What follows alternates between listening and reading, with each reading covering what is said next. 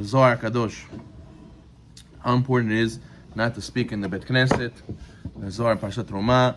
Whoever engages in idle talk, siha betela, in the synagogue, oy lo, woe is to him, he has no share in Am Yisrael. Chas v'shalom. So therefore, according to the Zohar, it shows you have no emunah in Hashem if you're talking during the tefillah. If you really believe the Shekhinah is there and you believe that Hashem listens to our prayers, you would not dare socialize in the synagogue. Synagogue is a place to socialize. With who? With Hashem. Now, in the social hall, in the hallway, before prayers, after prayers, definitely we encourage socializing amongst community members. We need to have a group, we need to have friends. But to have socializing during shul, during prayers, no such a thing. Imagine Trump's talking, Putin's talking, and you're yapping away with your buddy over there. Oh, what is this? Disrespect Ad Shamayim. So why Hashem is any different? The Hatan Sofer writes in one of his rashot that when congregants speak to one another in the synagogue comes under the domain of who?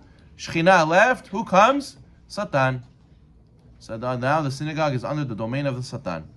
And he says, speaking during the prayers has the effect of transferring the prayers from the realm of sanctity to the property of the Satan. So our prayers go to who? Satan. And now empowers who? Empowers the evil decrees, Haz v'Shalom. And empowers the Satan to have permission to prosecute us, Haz v'Shalom. So therefore, that's why in Shulchan Aruch, what does it say? It says you're allowed to yell at a guy who, let's say the gabbai or the rabbi, he's allowed to tell people, to shush people. And, tell them, hey, stop talking. It doesn't matter that I'm embarrassing somebody. Preferably, you should knock on the table, no, and not look it in his way. But eventually, if it gets to the point the guy doesn't get the message, you got to look him in the face and tell him, hey, shh, enough. Mazeh. You're hurting all of us. Now our prayers are not going to Shamayim anymore. So therefore, that's why it says in the Masechah Megillah that the synagogue is Mikdash Me'at, is a miniature temple. And therefore, just like in the temple, right, it's a sacred territory, Eretz Israel, and it has the Shekhinah there, so we have to treat it the same way for the Bet Knesset. It says in the times of Mashiach, all synagogues will be brought to Eretz Israel. In the times of Mashiach, to be in Eretz Israel along with the temple. So you see that they're still connected till this day. You need to have proper decorum. The way, if you would see Goyim, if you ever see Goyim, how they come into their temple, you see how monks come into their Buddhist temple, how the priests come into their church. It's like silence and they're solemn and no one would dare make a wrong move, and it creates such an energy in the room. The fact that it's so serious, people respect the place differently. You come to a government building, they tell you, hey, you can't wear a baseball cap. Hey, you can't carry bags into here. You have to leave all this stuff. You have to give me your ID before you walk in. All these things create a decorum. It creates a seriousness, a statement. So therefore, our synagogues require the same thing. The Magen Avraham writes that synagogues in which people do not refrain from idle chatter, or they have mahloket, in the end, those shuls will be bought out by goyim. Those minyanim will dwindle. The community will not last. It will become a house of idol worship. That's what the Magen Avraham says. That happens to a shul. So Haz v'Shalom, the Bet Gavril, they have too much speaking. God forbid. Then the community moves out, and all the goyim come and say, "Oh, beautiful! They built a mosque for us. Beautiful. It's already. We could just transfer it. Take the Magen David, put a little moon. That's it. It's a ready to go mosque. Haz v'Shalom. Why? Because, says the Magen Avraham, as a result of our many sins, I've seen that this has been fulfilled to the fullest sense of the word, says the Magen Avraham. I saw with my own eyes this is what happens. When people speak and mahloket in the synagogue becomes a church. Like I told you, the Khatam Sofer says it becomes under the jurisdiction of who? Of the Satan, Has v'Shalom. Now, you have to understand, it's very hard not to speak, Rabbi.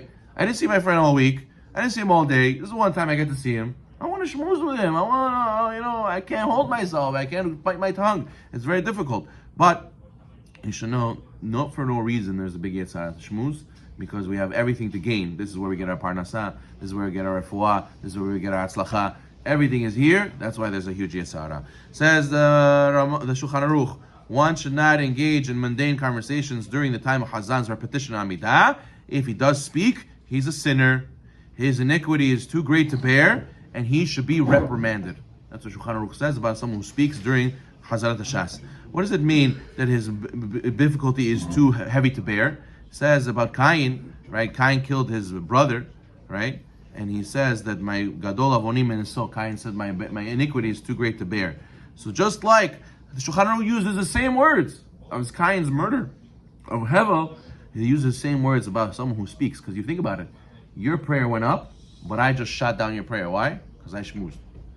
So it's like you're killing everybody's success. You're murdering everybody else's prayers. They worked so hard. He came to the mikvah, he said kavanah, he prayed a whole amazing amidah, and then boom, you go send a missile to it, and because you spoke during tefillah. It's not fair. It's not fair. So therefore, that's why it has to be reprimanded. Who reprimands?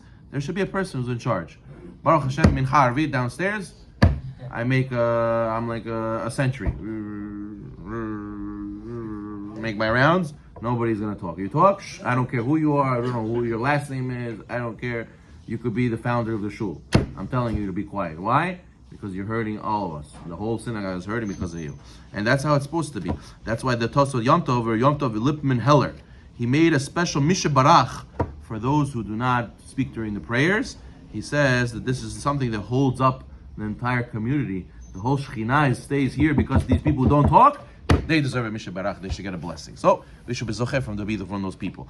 Going back to the Amidah, we finished Konei HaKol, right? We said an interesting Hadush with the 72 Hasadim, the HaKol is 17, is 55, the Tov is 17. Remember the Hadush last time we said, Zocher Chazdei Avot. We say in Amidah, after Konei HaKol, Hashem remembers the kindness of the patriarchs. What does this mean?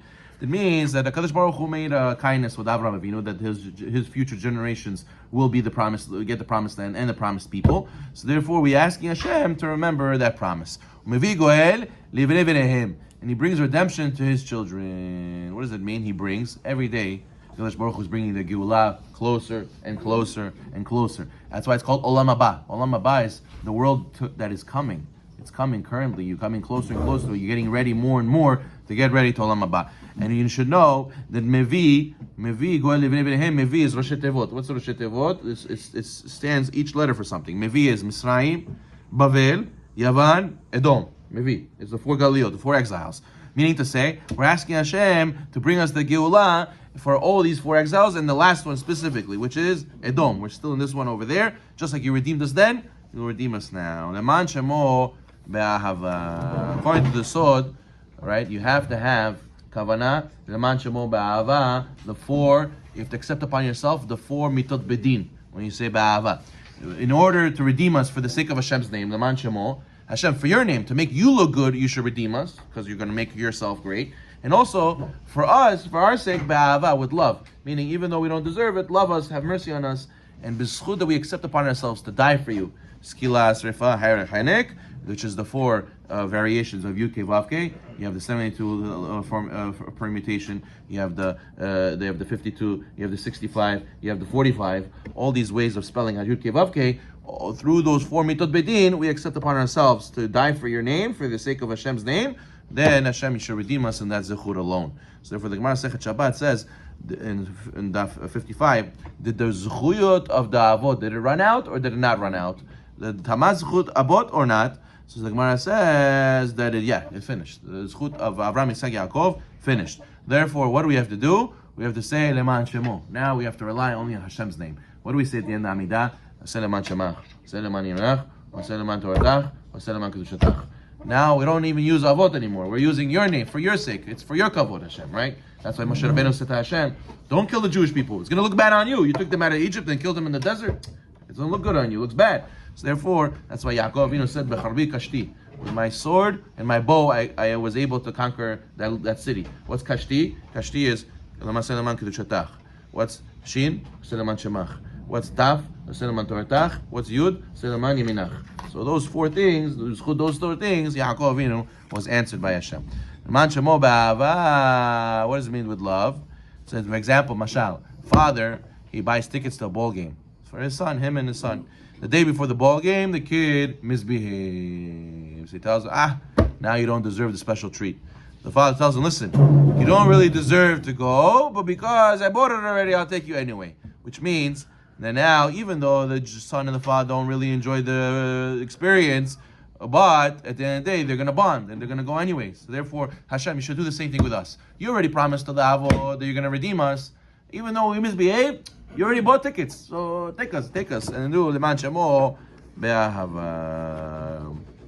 Okay, if you take the names, Avraham, Yitzhak, Yaakov, how many letters over there? How many letters in Avraham? 5? Yeah? Okay, how many letters in Yitzhak? 4. How many letters in Yaakov? Altogether? 13. Oh, what's Gematria 13? Ahava. Now also, if you could also read Be'ahava, it means Bet Ahava. What's Bet? Bet is Gematria 2. 2 times Ahava. What's 2 times to Ahava? 26. But that's also 26. Oh, now 26 is 13 and 13. We said Avraham, Yitzhak, Yaakov is 13. If you do the Imaot, Sarah, Rivka, Rachel, Leah, also 13 letters. Be'ahava is 2 times 13. What's 2 times 13? The Avot and the Imaot. Okay, we'll stop over here. Baruch